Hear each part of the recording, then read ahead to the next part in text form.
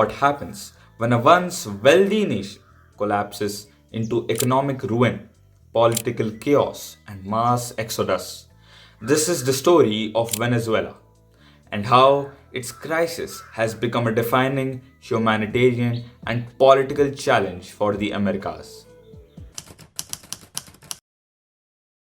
At the beginning of 21st century, Venezuela was one of Latin America's wealthiest nations, powered by massive oil reserves. But a series of economic shocks, political missteps, and institutional breakdowns set the country on a downward spiral. Venezuela's extreme dependence on oil exports left it vulnerable to price shocks. After oil prices crashed in 2014, public revenue collapsed and the economy contracted sharply.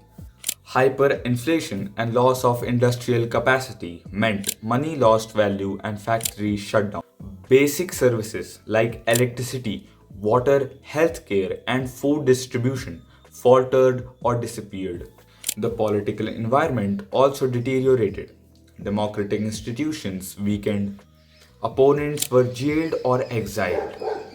Public trust eroded. Combined with corruption and crime, daily life became increasingly difficult for ordinary Venezuelans. As conditions worsened, families had to make a painful choice: leave home in search of survival. Nearly 8 million Venezuelans have fled the country since the crisis intensified, which is about the quarter of the population.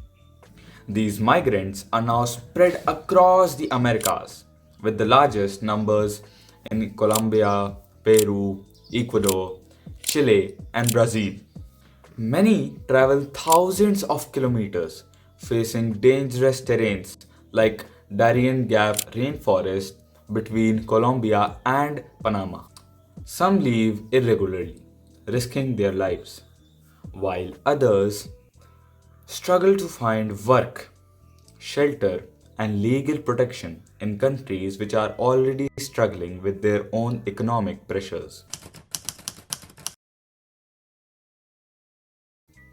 The USA has been a destination for Venezuelan migrants, but the policies governing their entry have been complex and changing. At various points, the USA allowed Venezuelans to enter under special programs that offered 2-year work authorization requiring US sponsor. Policies which offered temporary safety from deportation and work rights were given to hundreds of thousands, though many of these protections were later rescinded. Border authorities have alternated between allowing asylum processing and enforcing expulsions under measures like Title 42.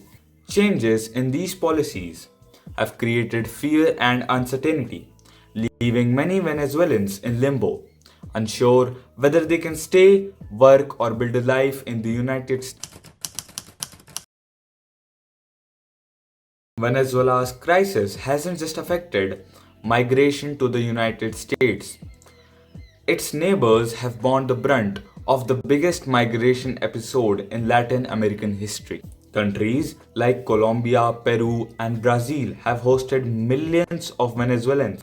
Migration has strained public services, but also brought potential economic opportunities if migrants are integrated into formal labor markets. Regional agreements and international organizations have pushed for humanitarian assistance and legal protection. In late 2025 and early 2026, the Venezuelan crisis entered a new dramatic chapter with the confrontation of US Venezuela. In early 2026, US military carried out an operation and captured the Venezuelan president Nicolas Maduro, leading to significant casualties and fallout. Venezuela declared mourning and dubbed the US action as a violation of the international law. Brazil and other regional actors condemned the strikes as a breach of sovereignty. Armed pro government militias secured streets, and suppressed dissent in Caracas. These developments have made the crisis not just humanitarian, but also a flashpoint in the regional stability and American foreign policy.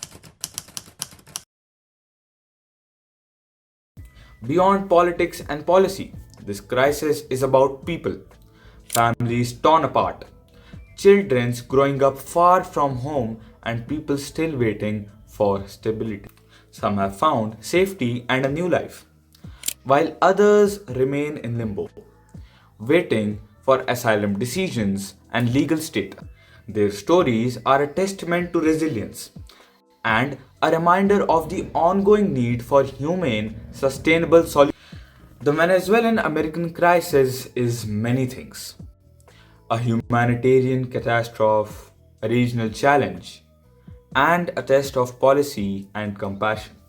Millions have fled unbearable conditions, and the world, including the United States and Latin America, must keep responding with dignity, cooperation, and urgency. If you found this video informative, please like, subscribe, and share.